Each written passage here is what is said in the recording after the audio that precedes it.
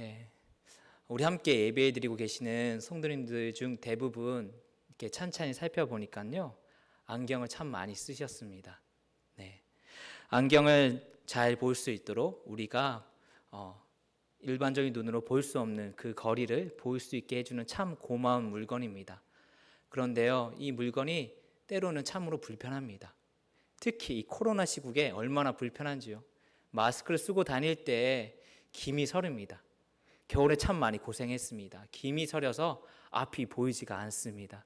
때로는 돌부리에 걸리기도 하고 참 어디에 부딪히기도 하면서 안경을 쓰지 않는 사람들과 다른 그러한 고통을 우리는 저를 포함해서 우리는 참 많이 불편함을 겪고 있습니다. 하지만 이 불편함 가운데서도 우리는 감사함을 느낍니다. 우리 사랑하는 가족을 이 안경을 통해서 보게 되고, 내가 하고 싶은 일들을 내가 눈으로 봐야지만 할 수 있는 일들을 이 안경을 통해서 오늘 하루도 또 내일도 그렇게 내가 할 수 있게 만드는 그런 소중한 도구입니다. 그런데요, 우리는 뿌연 세상처럼 그렇게 보일 수는 있겠지만 빛조차 분간할 수 없는 사람들을 한번 생각해 봤으면 좋겠습니다. 안경을 써도 보이지 않는 그 사람들, 매 한 가지인 사람들의 모습을 보면요, 생각하면요, 그 고난과 힘듦이 얼마나 많을지 참 가늠하기가 어렵습니다. 2019년도 보건복지부에 따르면요, 맹인이신 분들이 25만 3천 명이 된다고 합니다. 참 많이 있습니다. 참 많은 분이 그렇게 앞을 보지 못하시는 분들이 우리나라에 참 많이 계십니다. 시각장애에는 선천성과 후천성으로 나뉘어진다고 합니다. 후천성이 93%가 이른다고 합니다. 한마디로 빛을 보며 살아가다가 우리처럼 일반적으로 세상을 바라보며 살아가다가 나중에는 빛을 보지 못하는 어둠에 갇혀서 사는 그런 분들이 무려 93%가 된다고 합니다. 그동안 보았던 아름다운 세계를 어느 날 더 이상 볼 수 없게 된다면 참 마음이 미어질 겁니다. 보이지 않아 캄캄해진 것에 대해서 더 나아가 마음까지 캄캄해지지 않겠습니까? 우리들은 시각 비장애인입니다. 우리가 말로는 이렇게 공감할 수 있다고 하지만, 그 고난을 동참한다고 하지만, 이해한다고 말을 하지만 그들의 마음을 전부 공감할 수는 없을 겁니다. 만약 우리가 빛이 완전히 차단된 공간에 갇힌다면 어떻게 되겠습니까? 한번 상상해 보시길 바랍니다. 앞이 전혀 보이지 않습니다. 어디로 가야 할지, 발을 어떻게 디뎌야 될지 우리는 참 많은 생각을 하게 될 겁니다. 일상적으로 걸었던 그 한 걸음이 앞이 캄캄히 보이지 않을 때는 무청이란 큰 용기를 가지고 내디뎌야 합니다. 그럴 때 부딪히기 일쑤이고 걸려 넘어지고 다치곤 합니다. 한두 시간도 아니고 평생 그렇게 살아간다고 한번 상상해 보십시오. 정말 끔찍하지 않겠습니까? 오늘 본문에도 그러한 삶을 살아가고 있는 한 명의 맹인이 등장합니다. 이 이스라엘의 유월절이 가까이 왔을 때는 우린 잘 알고 있습니다. 예루살렘 성전에 올라가서 하나님께 예배드려야 되고 예물을 바쳐야 된다는 것을 우린 잘 알고 있습니다. 예루살렘 성전을 향해 순례길을 오르는 절기입니다. 예수님과 제자들은 다른 순례자들과 같이 갈릴리 지방에서 이제 예루살렘으로 올라오고 있습니다. 순례자 무리들이 길을 걸으면서 웅성거리는 소리가 많이 컸을 겁니다. 수많은 사람들이 걷고 가고 있으니 얼마나 시끄럽겠습니까? 근데 여리고성을 막 지나고 있을 때입니다. 이 시끄러운 소리를 듣고 많은 사람들의 말을 뚫고 한 사람의 절규가 들려옵니다. 구걸하면서 겨우 영명해 가고 있는 그 바디메오라는 소경의 절규입니다. 다윗의 자손 예수여, 나를 불쌍히 여기소서. 비록 이렇게 시각은 잃어버렸지만 청각신경은 더 발달했던 터라 나사렛 예수가 지나가고 있다는 사람들의 소식은 그 사람들의 말을 들을 수가 있었던 모양입니다. 그러자 그 소리에 사람들은 잠잠하라고 꾸짖습니다. 죄로 인해서 소경이 된 부정한 주제에 어떻게 그렇게 큰 소리를 내느냐며, 하나님의 벌을 받은 너가 어떻게 예수님을 찾느냐고 그런 마음을 가지고 꾸짖었을 겁니다. 하지만 사람들의 꾸지람에도 바디메오는 물러서지 않습니다. 더 크게 주님께 간절한 마음으로 외쳤습니다. 다윗의 자손이여, 나를 불쌍히 여기소서. 사실 죽을 것 같은 절체절명 순간이나 위기가 있을 때 우리는 어떠한가요? 바디메오처럼 이러한 절규가 절로 나오지 않습니까? 내 자존심을 다 내려놓고 이 도움을 받을 수 있다라면 나는 무엇이든지 하겠다는 마음을 가지고 그렇게 살아가지 않습니까? 내 문제를 근본적으로 해결해 줄 수 있는 존재가 내 앞에 당장 나타난다면 내 무엇이라도, 내 자존심이 무엇이라고 그것을 가지고 살아갈 수 있겠습니까? 어쩌면 바디메오처럼 우리도 나의 근본적인 문제를 해결해 줄 수 있는 존재가 나타난다면 우리는 당연히 무릎을 꿇고 나를 살려달라고 바디메오처럼 절규하면서 그 사람에게 찾아갈 겁니다. 이처럼 바디메오는 예수님만이 나를 건져낼 수 있는 분, 구원해 주실 수 있는 분이시라는 믿음을 가지고 나아갑니다. 예수님께서는 자신을 나사렛 예수라고 부르지 않고 다윗의 자손이라고 부르는 이 바디메오를 주목하십니다. 희미하지만 여호와 하나님께서 다윗의 계보를 통해 예수님께서 다윗의 자손이라는 것을 알고 있습니다. 그리고 이 다윗의 계보를 통해서 하나님께서는 메시아를 보내주실 거라는 것을 이스라엘 백성들은 잘 알고 있었습니다. 알고는 있었지만 이 바디메오처럼 믿는 사람은 얼마나 있었을까요? 예수님 앞에 드디어 바디메오는 서게 됩니다. 그리고 무엇을 원하는지 예수님께서 물어보십니다. 몰라서 질문하셨을까요? 아닙니다. 바디메오의 평생 소원이 무엇인지 잘 알고 계셨습니다. 그래도 바디메오가 자신의 입으로 소원을 말해오기를 원하신 겁니다. 바디메오는 간절한 마음으로 예수님께 고백합니다. 보기를 원하나이다. 눈 뜨고 싶습니다. 정말 보고 싶습니다. 시각장애를 해결받겠다는 것으로 끝나는 소원이 아닐 겁니다. 이제 더 이상 눈만 뜨는 것이 소원이 아닐 겁니다. 더 이상 구걸하지 않아도 되는 나의 삶이 되기를 소망했을 겁니다. 이제 재정의 자립도 되고 더 이상 사람들에게 자존심을 내려놓으면서 구걸하지 않아도 되겠다라는 그러한 삶이 되고 싶다라는 마음으로 그렇게 하나님께 고백했을 겁니다. 그리고 더 나아가 더 이상 내 삶 가운데 캄캄한 어둠이 있는 것이 아니라 주님께서 나의 빛이 되게 해달라는 그러한 나의 구주가 되게 해달라는 그러한 고백도 또한 포함되어 있었을 겁니다. 그러니까 보기를 원한나이다. 이 한 문장에는 이 바디메오의 수많은 간절한 염원들이 담겨져 있는 말입니다. 예수님께서는 이 말을 듣고 이렇게 말씀하십니다. 가라, 내 믿음이 너를 구원하였느니라. 내 소원을 들어줄 터이니 이제는 평안히 가라고 말씀하십니다. 예수님의 치유 선포가 이 바디메오에게 임했습니다. 그 말이 끝나자마자 바디메오는 눈을 뜨게 됩니다. 치유의 이적이 일어났습니다. 그런데 바디메오의 그 다음 행동이 우리의 시선을 끕니다. 드디어 눈이 떠졌으면 가장 보고 싶은 사람이 누구인가요? 아마도 내가 가장 사랑하는 가족이지 않을까 싶습니다. 그런데 이 바디메오는 소원을 성취했으니까 그 가족의 품으로 돌아가지 않습니다. 이 놀라운 기적을 식구들한테 또 자기 친한 사람들에게 알리러 가지 않았습니다. 52절을 계속 보면요, 그가 곧 보게 되어 예수를 길에서 따르니라 라고 기록되어 있습니다. 예루살렘으로 올라가는 예수님을 따라가기 시작한 겁니다. 진리와 생명의 길이 되시는 예수님을 따라 사는 그 제자의 삶을 살고자 하는 그 바디메오의 삶이 이루어진 겁니다. 더 이상 어둠 속에 있기 싫었기 때문에 주님과 함께 같이 걸어가면서 그 빛이 빛나는 삶, 나의 삶의 빛이 되어주시는 그분과 함께 평생 있고 싶은 마음으로 그는 예수님을 따라가게 됩니다. 이 바디메오는 더 이상 구걸하는 목적이 아니라 무엇 때문에 사는지에 대한 인생의 목적과 방향이 바뀌었습니다. 거지의 인생이 아니라 제자의 인생으로 바뀌어져 버렸습니다. 이제 육신의 눈만 빛이 보게 된 것이 아니라 영적인 눈이 번쩍 띄어진 존재가 되었습니다. 여리고성을 지날 때 예수님께서 함께 하고 있는 제자들 가운데는 사도 요한이 있었습니다. 이 요한이 이 바디메오 사건을 어찌 모를 수 있었겠습니까? 요한은 요한복음 1장 말씀을 통해서 빛으로 오신 예수님을 전하고 있습니다. 먼저 사람으로는 상상할 수 없는 증언을 합니다.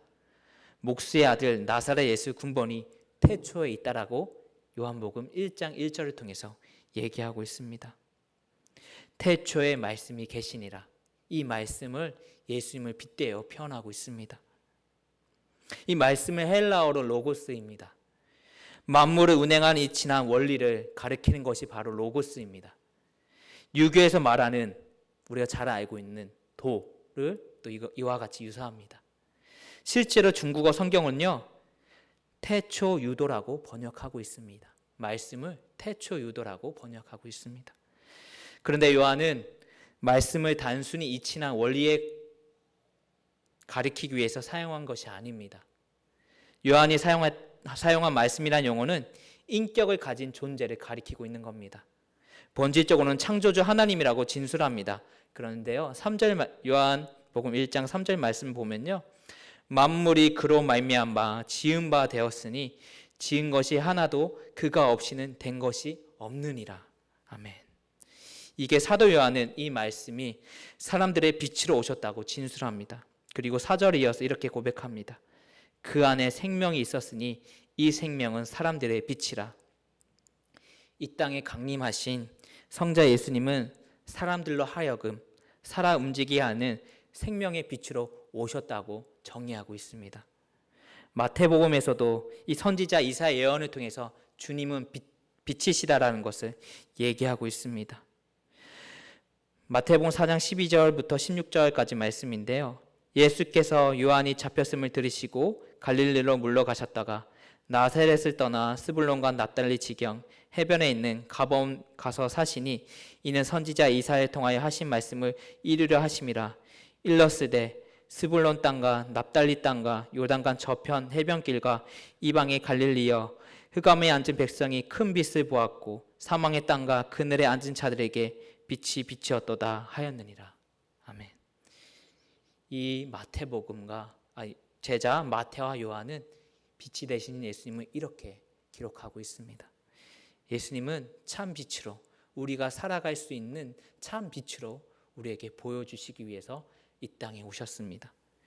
세상의 어둠을 쫓아내고 온 땅과 생명의 진리를 비추기 위해서 이 땅에 오셨습니다. 어둠 속에 있는 우리들에게도 빛으로 강림하신 분이십니다. 니고데모도 그 빛을 보았고 바디메오도 그 빛을 보았기 때문에 그 의미를 깨달았기 때문에 주님을 따를 수 있었습니다.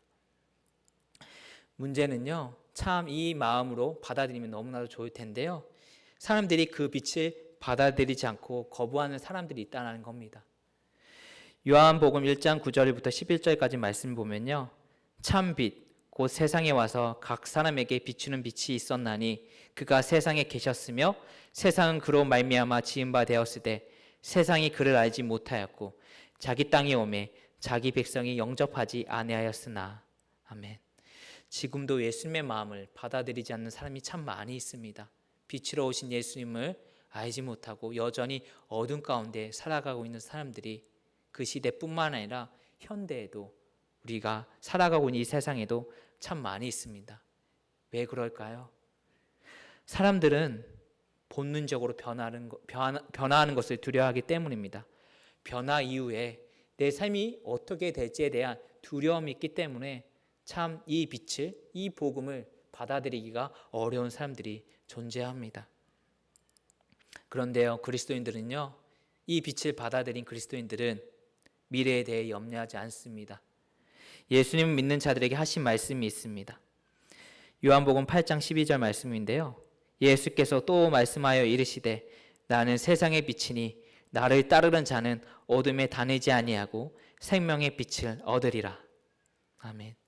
이 땅에 빛으로 강림하신 예수님께서는요, 이 믿음을 가지고 복음을 품고 살아가는 사람들에게 다시는 어둠과 같이 그 힘듦과 고통이 있는 것이 아니라 빛으로 이끌었던 그 주님의 은혜가 늘 함께 할 것임을 말씀하고 있는 겁니다. 이 땅에 빛으로 강림하신 예수님을 받아들이는 것을 두려워하는 것이 아니라 바디메오처럼 그것을 간절히 찾으며 그 빛으로 인해서 다시 새 삶을 살아갈 수 있는 우리 성도님 되기를 간절히 소망합니다. 이 마가복음 10장 말씀은요, 계속 읽다 보면요, 바디메오와 같이 빛이 되신 주님을 영접하는 찾는 사람들이 등장합니다. 그리고 바디메오처럼 간절히 찾는 사람이 또 한 명이 등장하게 됩니다. 마가복음 10장 17절 말씀 보면요, 한 사람이 찾아옵니다. 그는 바디메오와 다르게 직접 예수님께 나를 따르라 말을 들었던 사람입니다. 그 사람은 바로 돈 많은 사람입니다. 그리고 열심히 신앙생활을 하는 것처럼 보였던 사람이었습니다. 예수님의 이 말씀을 따르지 못한 이유가 무엇이었을까요? 단 한 가지 이유가 있었습니다. 왜냐하면 자신의 것을 다 팔아서 따르라 했기 때문입니다. 주님이 그 사람에게 했던 말의 뜻은 무엇이었을까요? 네가 지금껏 해왔던 노력과 방식은 잘한 거다. 잘했어. 나를 따르고 영생을 얻으려면 당연히 간음도 하지 말고 속이거나 사기도 치지 말아야 돼. 그리고 살인과 같은 나쁜 짓도 하지 말아야 한다. 그런데 단순히 나쁜 짓 안 하는 것을 떠나 그리고 종교적인 사람을 그것만을 지킨 사람은 종교적인 사람일 뿐이다. 정말 영생을 얻고 싶으냐? 허전한 느낌을 벗어나고 싶으냐? 그러면 지금까지 받은 좋은 것들을 너를 위해 쓰지 말아야 한다. 너는 너를 위해 너의 좋은 것들을 써왔다. 내가 추구하던 모든 삶은 그저 종교적으로 옳다는 것을 확인받고 싶었던 것일 뿐이다. 이제 그것을 바꾸어야 한다. 네 인생의 주인, 구세주를 바꾸어야 한다. 너의 종교 말고 너의 주인 말이다. 아마도 이 말 문장 하나에 이런 뜻이 담겨져 있지 않았을까요? 여러분, 성도 여러분, 주님께서 광야에서 시험을 받았던 핵심 내용은 무엇일까요? 아버지를 높이고 하나님을 신뢰하는데 나와서 벗어나서 자기 실속을 챙기고 살아라 라는 의미가 담겨져 있었습니다. 에덴 동산에서도 뱀의 유혹도 마찬가지였습니다. 하나님이 아닌 너를 위해 살아. 너도 신이 될 수 있어. 내가 왕이 되는 거야 라고 하며 하와를 꼬드겼던 겁니다. 여러분, 우리는 너를 위해 살아. 너의 인생을 살아. 그리고 스스로 주인이 되어서 살아. 물질의 주인, 내 인생의 주인은 바로 나야 라는 유혹을 참 많이 받습니다. 자신만을 생각하며 내 기분을 좋게 하는 것에 참 추구하는 것들이 많이 있습니다. 그렇기에 그것이 참 판단이 되어져서 하루하루 살아가는 기준이 되기도 합니다. 그것이 기분이 좌우됩니다. 나를 우선시하는 삶을 살아가면서 내 기분이 좋고 나쁨의 판단의 기준이 되기도 합니다. 이기적이고 무정하고 말세를 살아가는 모습이 참 우리와 많이 닮아 있습니다. 심지어 율법을 잘 지키는 사람이었지만 그것마저도 자신의 것을 안전하게 유지하고자 나의 존재를 부각하고자 종교를 이용했던 그 사람의 모습이 때로는 우리의 모습과 겹쳐 보입니다. 당시 유대계 사회에서는 이렇게 율법을 지키는 사람, 종교의 테두리를 벗어나지 않고 칭찬을 받고 인정받는 사람들이 참 엘리트였습니다. 하나님과 가장 가까이 있는 사람이라고 생각되어졌습니다. 근데 그것은 전부가 자신을 위한 것이었습니다. 주님이 아니라 바로 나를 위한 것이었습니다. 나의 삶이 침해받지 않고 내 것이 유지되면서 종교적으로 이렇게 살아서 존경받는 사람, 깨끗한 사람, 그러한 사람으로 보여지는 것을 우리는 그렇게 생각하면서 우리는 살지 않았나 생각이 듭니다. 이 사람처럼 주님을 따르지 못했던 그 사람처럼 우리는 주님을 따르지 못하는 많은 요소들이 있습니다.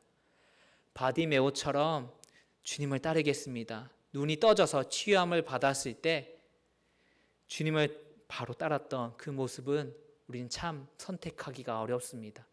이 사람처럼 내 것을 포기하고 살아가는 것이 너무나도 힘들기 때문입니다.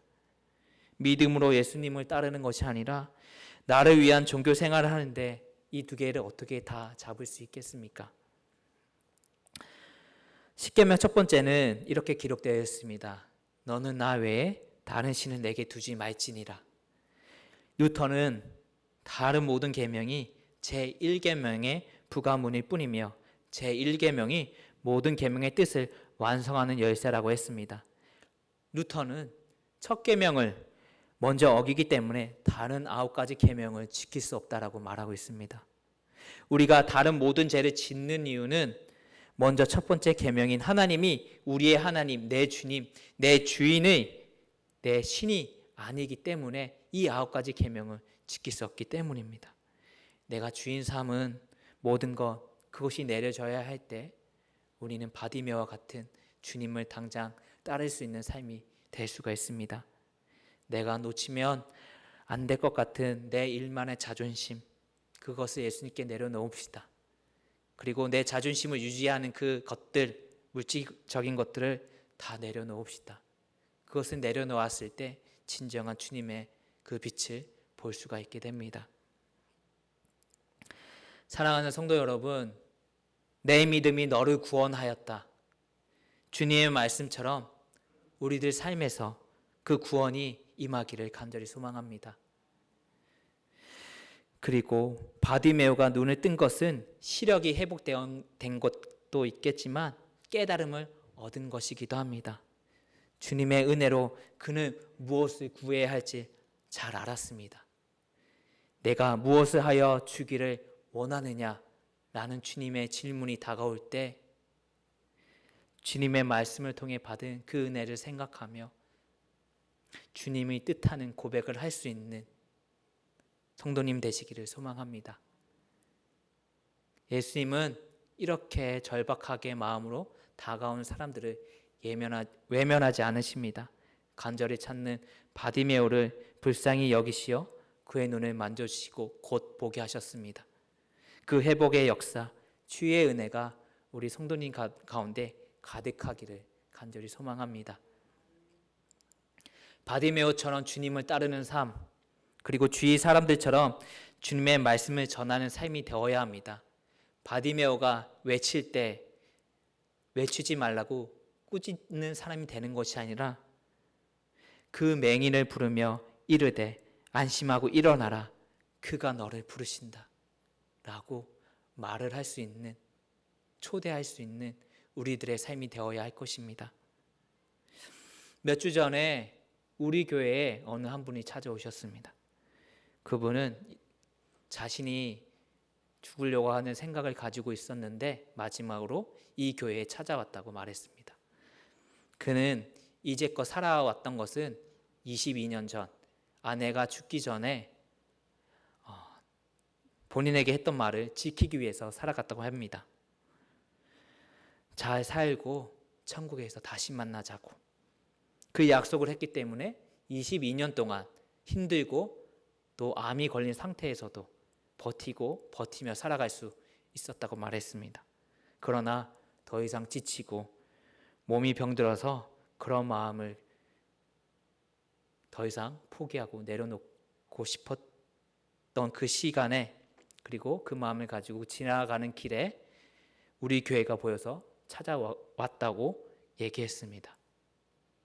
성도님 여러분들이라면 이분을 만났을 때 어떻게 하시겠습니까?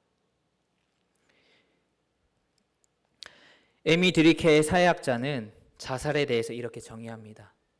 자살의 원인을 타고난 유전자나 우울증 같은 정신적인 요인이 아닙니다. 어려움을 당했을 때 그것을 품어줄 사회적 관계가 형성되지 않았을 때 자살로 이어집니다 라고 이렇게 말합니다.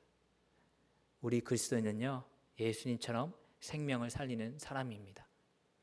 생명을 죽이는 척박한 환경에서 생명이 살지 못하도록 억압하는 사회 안에서 그리스도인들의 사명은 생명을 보존하는 삶입니다. 이렇게 관계가 단절된 사람이 있다면 그 사람을 주님께 이어주는 사람이 되기를 간절히 소망합니다. 그래서 제자의 삶, 바디메오처럼 주님을 간절히 찾는 삶, 주님을 당장 따를 수 있는 삶이 되기를, 그 은혜를 누리시는 우리 성도님 여러분들이 되기를 간절히 소망합니다. 우리 함께 찬송가 438장 찬양하도록 하겠습니다. 찬송가 438장입니다.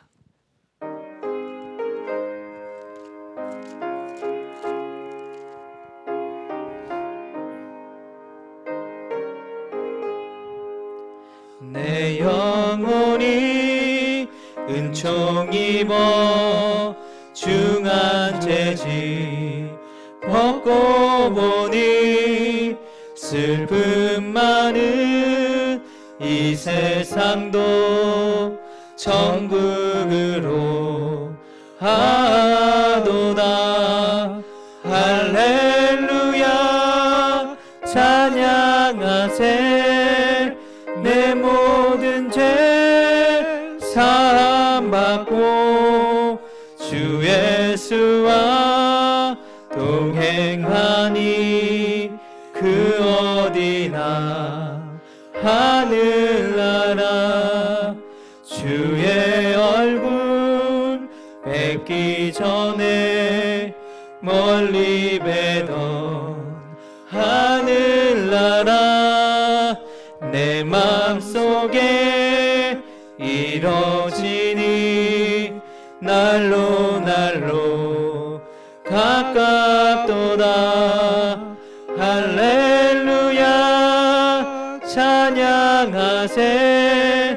내 모든 죄 사함받고 주 예수와 동행하니 그 어디나 하늘나라. 높은 산이 거친 들이 조막이나 궁궐이나 내 주 예수 모신 곳이 그 어디나 하늘나라. 할렐루야 찬양하세. 내 모든 죄 사함받고 주 예수와 동행하니 그 어디나 하늘나라.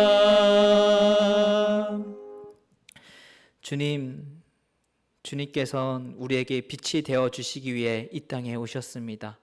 어둠과 같이 한치 앞을 볼 수 없는 우리들에게 그 빛을 비춰주셔서 참 생명의 삶을 살아갈 수 있도록 주님께서 우리에게 찾아오셨습니다.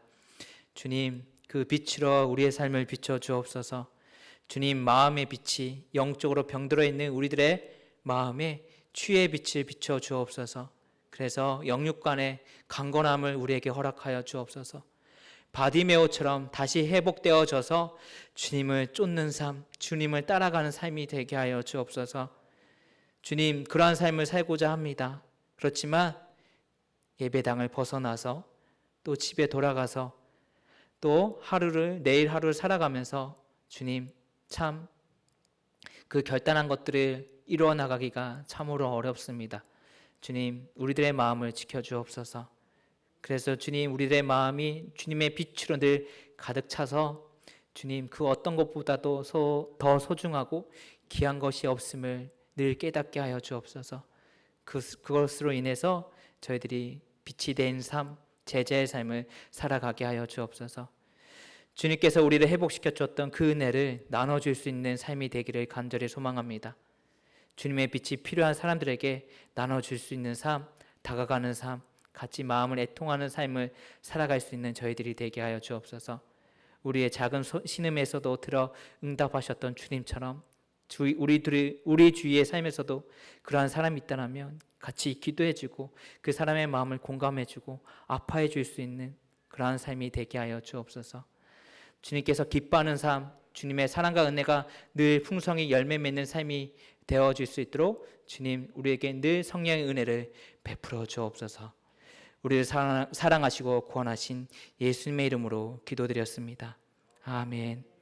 하늘에 계신 우리 아버지, 아버지의 이름을 거룩하게 하시며 아버지의 나라가 오게 하시며 아버지의 뜻이 하늘에서와 같이 땅에서도 이루어지게 하소서. 오늘 우리에게 일용할 양식을 주시고 우리가 우리에게 잘못한 사람을 용서하여 준 것 같이 우리의 죄를 용서하여 주시고 우리를 시험에 빠지지 않게 하시고 악에서 구하옵소서. 나라와 권능과 영광이 영원히 아버지의 것입니다. 아멘.